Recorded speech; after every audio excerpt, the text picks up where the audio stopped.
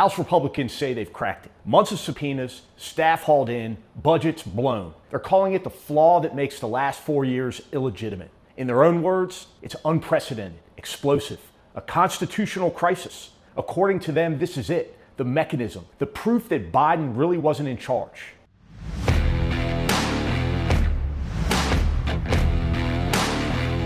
They poured months of hard work and money into it. They say it's a bombshell so big that it could wipe out decisions that impacted your very life as an American. Here's the picture. A full-dress congressional probe, committees posturing, subpoenas flying, staff interviews stacked back to back, leaked promises of criminal referrals, cable hits pre-writing the verdict. The pitch is simple. Republicans found a violation of the law that could void hundreds of executive orders and accused the former president of the United States of a massive cover-up. Now, if you had that kind of time and power, what would you dig into about Biden's presidency if you were a Republican? The border, perhaps? Or those pesky files he forgot were under his Corvette in a dusty old box in his Delaware garage? Or my personal favorite, a rehash of the classic, Hunter Biden is a criminal mastermind in the Biden crime family scandal. Now, before we unpack this supposed bombshell Republican discovery, I do want to take the time to thank my subscribers. We just hit 300,000 followers on YouTube in just 4 months. To those tuning in for the first time, if you back straight talk without theatrics, hit subscribe. 2 clicks. It actually helps this show reach people who care. So back to the show.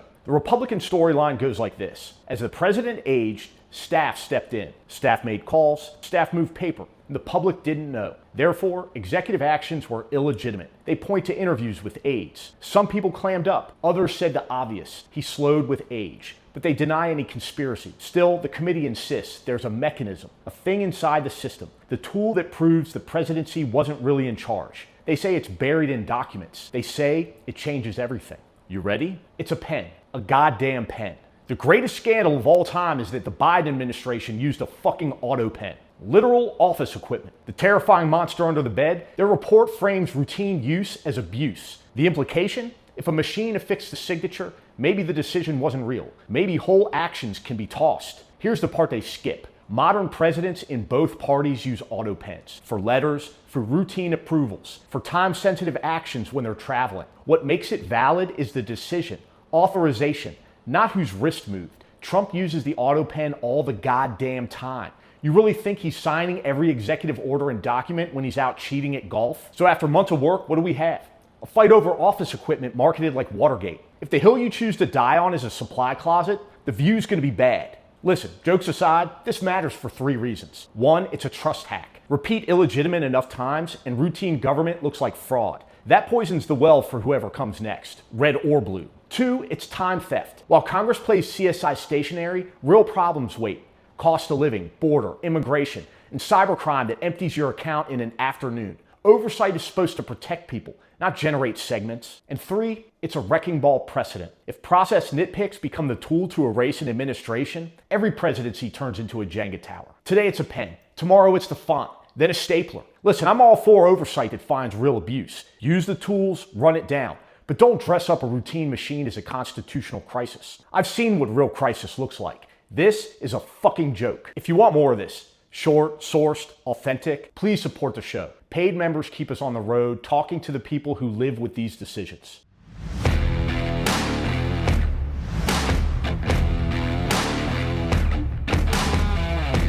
You know, my dad's a cancer survivor. He takes a lot of medications. And the only reason costs have stayed manageable is because he's on my stepmother's employer insurance plan. And she's even put off retiring because the moment they switch to Medicare, the cost could skyrocket. That's why we turned to Chapter. In under 20 minutes, they compared every single plan and showed us a path to where my dad's drug costs could drop by thousands of dollars a month.